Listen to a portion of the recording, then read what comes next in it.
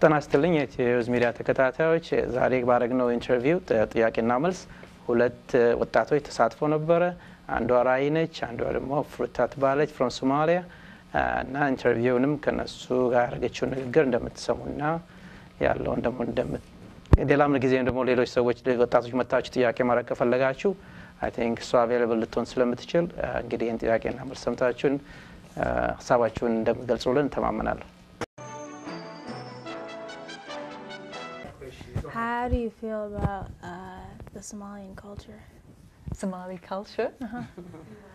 Well, from what I understand, Somali culture is mostly Islamic culture. It's the religion, and you know, everything sort of surrounding it. So, what I found when I interviewed a whole lot of people for this book. And the Somalian culture. Somali culture? Well, from what I understand, Somali culture is mostly Islamic culture. It's the religion, and you know, everything sort of surrounding it. So, what I found when I interviewed a whole lot of people for this book, and what the Somali woman told me was that since they've come to America, they've become more involved in their religion because it provides them with a sense of familiarity. You know, you can go to the mosque, you can feel at home. People like, you know, so that's, you know, that's what I sort of found out. Yeah, that's true, because they don't want to be Americanized in a way. It's just because they came to America, they don't want to feel like their culture's been taken away from them. So what they do is they dig deeper and they want to become more involved with their culture. So it's kind of like just because you're away from home, you still have that piece of home with you within the Islamic culture. Yeah. No, that's what they told me too. Yeah. Definitely. I've been very impressed with the Somali woman. They're so strong. I truly, you know, because Americans have stereotypes too, and they, you know, they have a stereotype of a Somali woman being very, you know, demure and, you know, looking down, not speaking up, and all this. And I found that, you know, it's not at all like that. The women are outspoken and they argue, and you know, they're full of ideas, very opinionated. and very opinionated. It's fantastic. So I've been incredibly impressed with them. You know. So that's one thing they say about Islam, you know, Muslim religion. Yeah. Everybody thinks like Muslims are really, you know. That's right. Not, because not at all. Our religion is most of the time, religion is like any religion, you know.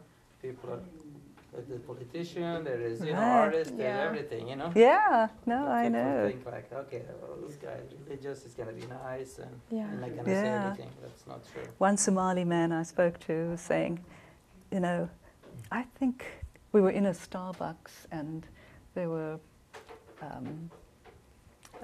a lot of Somali women working there, you know, but no Somali men. You know, and he was saying how, you know, the women all get jobs.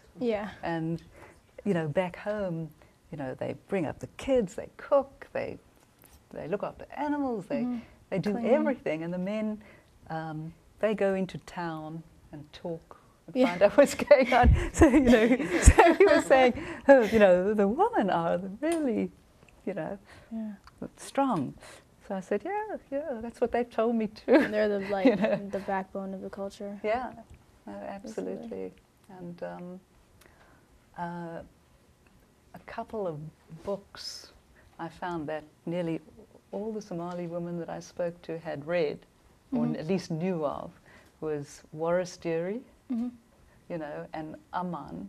You know, these are two stories of, you know, they were both young women who fled their country and became models, and they became big names. Hi, my name is Reyes and I'm a staff member at MMRTI. I was wondering your experience or what you've come about and everything with the Somalian and the Ethiopian and Eritrean culture, the differences and similarities. What you would have to say. Between the people or the culture? Just the culture-wise.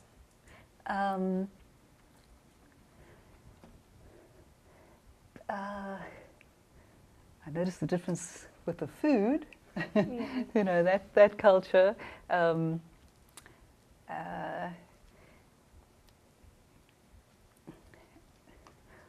Actually, that's a tough question. Yeah, because there are a lot of similarities. I mean, and you know, I feel like if you go back far enough, you know, the people are so similar.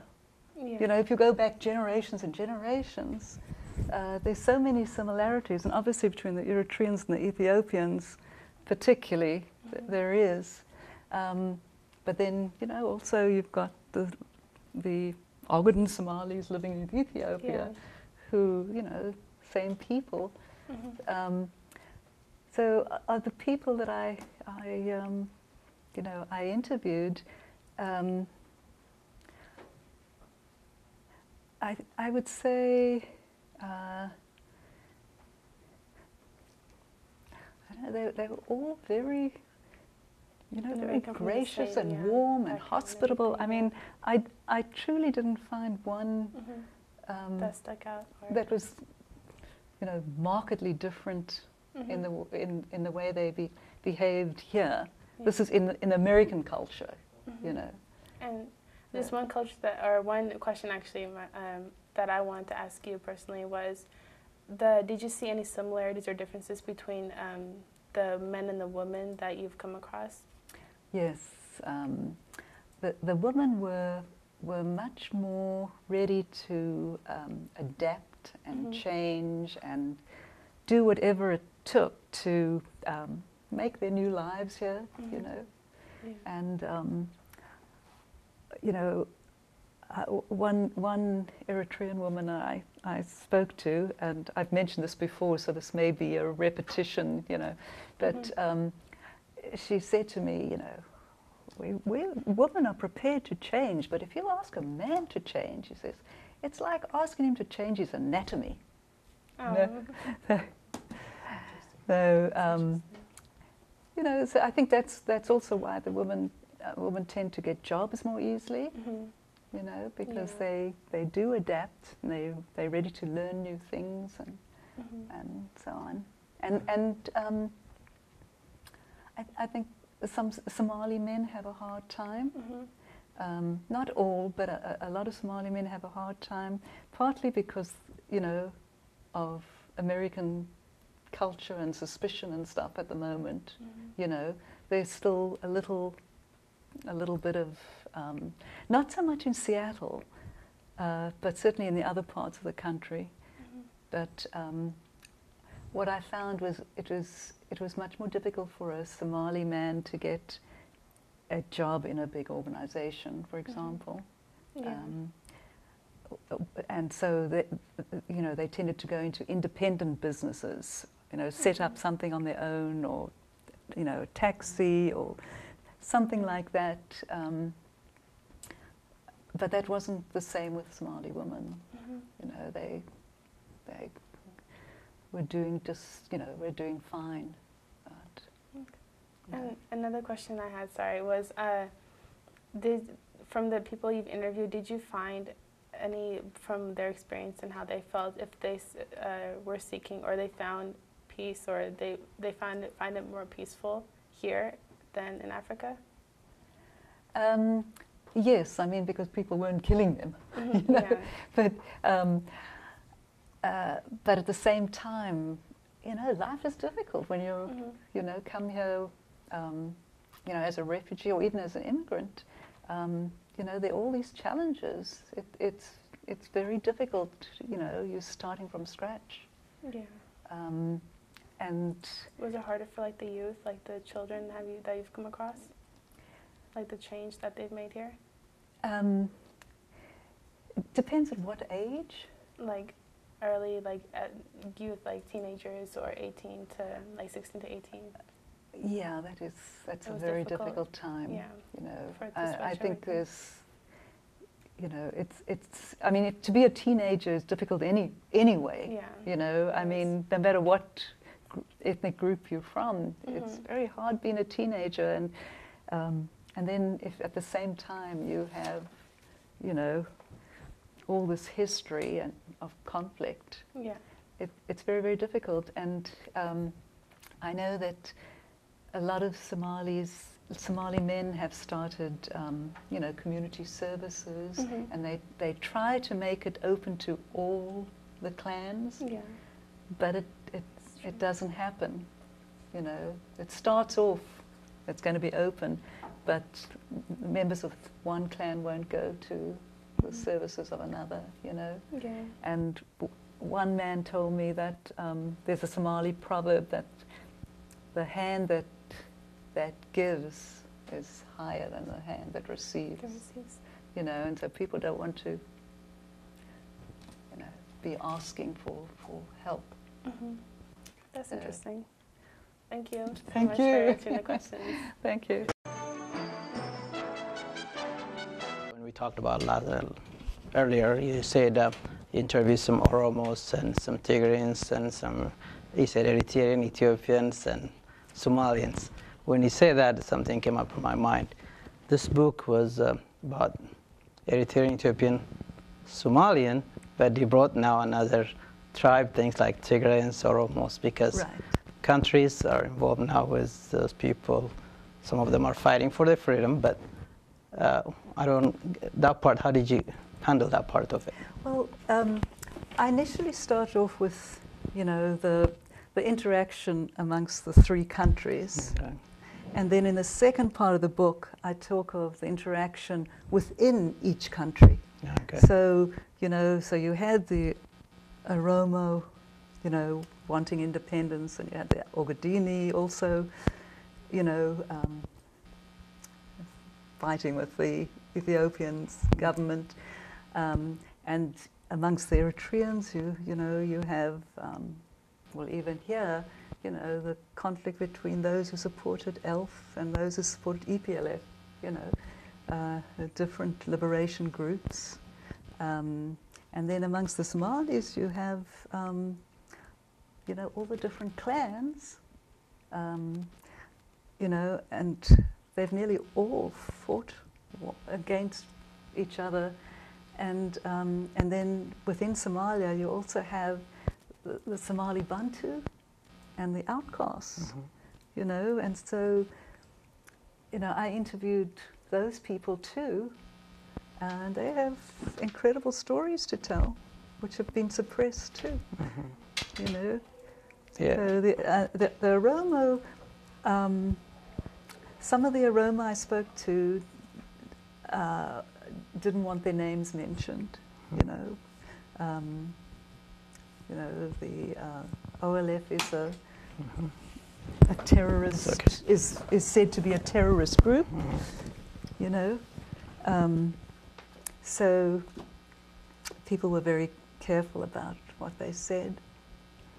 So when you interviewed the Ethiopians, they didn't claim themselves Amharas, or did they say that, or Grages? I actually, because I wanted to give a balanced, sort of a chance for everybody to say their thing, I actually asked people what they were. Which is very impolite, I realize, you know. But I needed to know, not that I necessarily was going to mention it in the book, but I needed to know that I was covering, you know, different groups.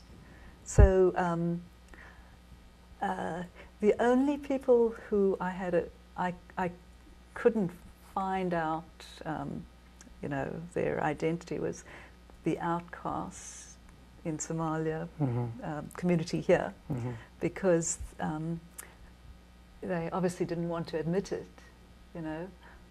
The one person that I spoke to, who was referred to me by somebody else, you know, told me that, you know, you just don't go up to someone and ask, well, are you a mid-gun, for example, you know, you say, are you a man of the arrow? You know, and they would respond to that perhaps, you know. But I had difficulty finding people from those groups. They look identical to Somalis, and only Somalis know that who they are, kind of thing. But to everybody else, they look the same. Interesting. So I know it's a lot of challenging, you know, when you get to East African communities and countries right now. Yeah. Like you said, every day. Oh, yeah. There's so many things happening. So, I know. Like you said, it'd be hard for people to say everything what they want to say too, because most of them have families, like you said, in Somalia or Eritrea or Ethiopia. They don't want to. You've got to be very careful. Yeah. But this is good, and I really thank you very much for your knowledge and sharing about your books.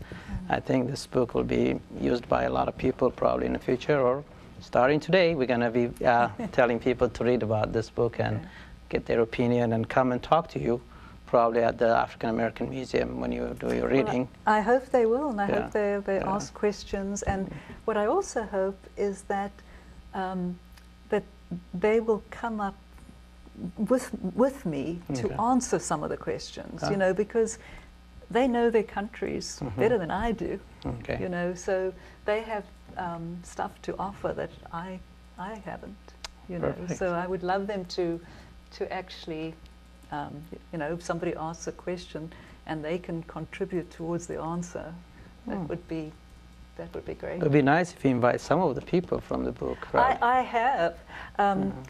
One of the difficult things is, because the book was written over a long time, some people have moved and they haven't always kept in touch.